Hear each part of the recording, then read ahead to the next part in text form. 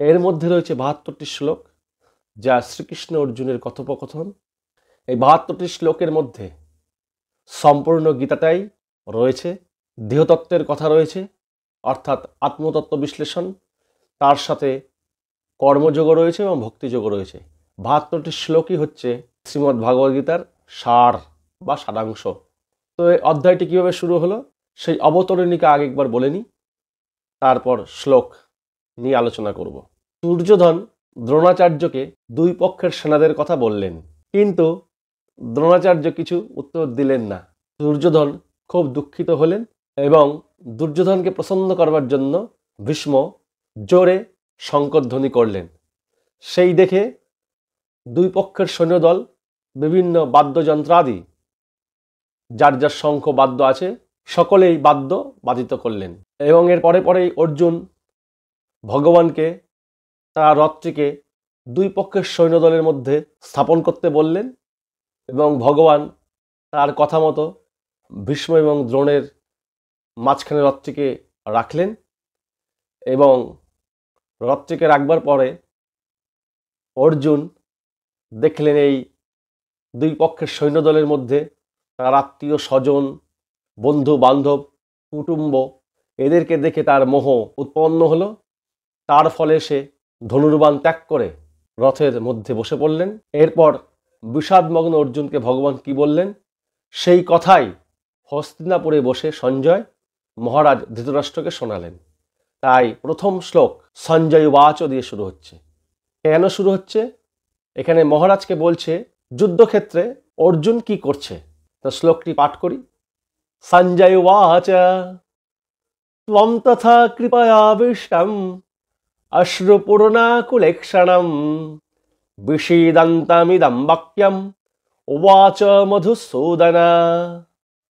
এই শ্লোকটির বাংলা মানে আগে বলে নি। ত্বং মানে অর্জুনকে, তথা এই রূপ, কৃপায়া মানে কাপুরুষতায়, আবিষ্টম মানে আবিষ্ট, অশ্রুপূর্ণাকুলেক্ষণম অশ্রুপূর্ণ অবরুদ্ধ নেত্র, অর্থাৎ এই মোহজনিত হয়ে জল ভরে গেছে চোখে, একদম সামনে আর কিছু দেখতে পাচ্ছে না।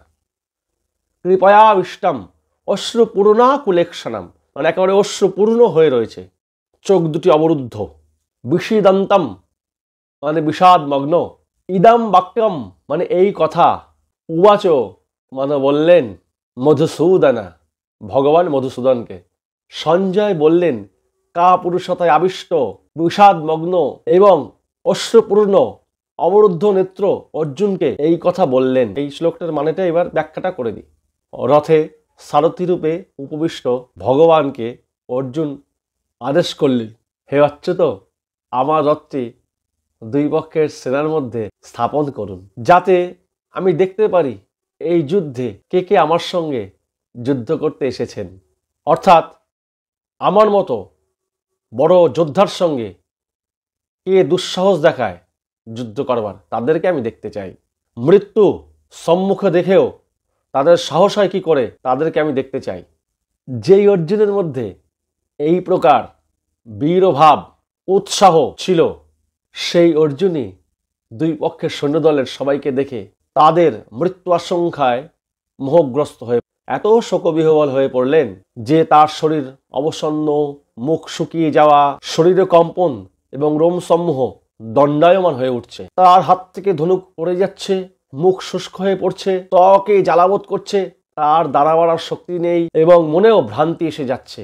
কোথায় অর্জুনের স্বভাব ন দৈন্যাং ন পলায়নম, আর কোথায় কাপুরুষতা দোষে শোকাবিষ্ট হয়ে অর্জুন রথের মধ্যে বসে পড়লেন। অত্যন্ত আশ্চর্যান্বিত হয়ে সঞ্জয় উল্লিখিত যে শ্লোকটি পড়লাম তার মধ্যে ফুটিয়ে তুলেছেন।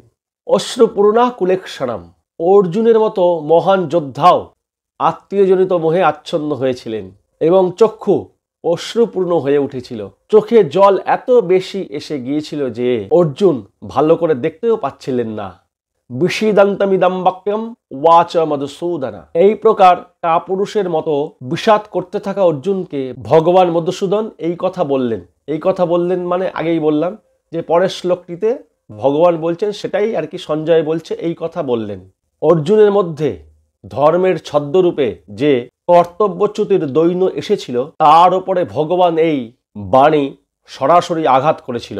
যুদ্ধ থেকে বিরত হওয়ার যে সিদ্ধান্ত অর্জুন নিয়েছিলেন তাতে আলোড়ন সৃষ্টি হয়েছিল। এখান থেকে আমরা সেটা বুঝতে পারবো না 5,500 বছর পরে যে তখন সেই মুহূর্তে কি হয়েছিল। অর্জুনকে তার দোষগুলির সম্পর্কে সজাগ করে তার মধ্যে কল্যাণের জিজ্ঞাসা জাগ্রত করাই ছিল এর উদ্দেশ্য। সঞ্জয়ের মধুসূদন পদটি বলার তাৎপর্য এই যে ভগবান শ্রীকৃষ্ণ মধু নামক দৈত্য সংহারকারী, অর্থাৎ দুষ্ট স্বভাব সম্পন্ন ব্যক্তিদের নিধনকারী। সেই হেতু তিনি দুষ্ট স্বভাব সম্পন্ন দুর্যোধনাদিরও নিধন না করিয়ে ক্ষান্ত হবেন না। অর্জুনকে তার কর্তব্য স্মরণ করিয়ে দেওয়াই হচ্ছে ভগবানের মূল উদ্দেশ্য। তার সাথেই আমাদের মতো সমগ্র মানবজাতির যে কখনোই কর্তব্য থেকে চ্যুত হওয়া উচিত নয়, সেই নিয়েই গীতা। আগামী দিন ভগবান কি কথা বললেন সেই নিয়ে শুরু হবে গীতা।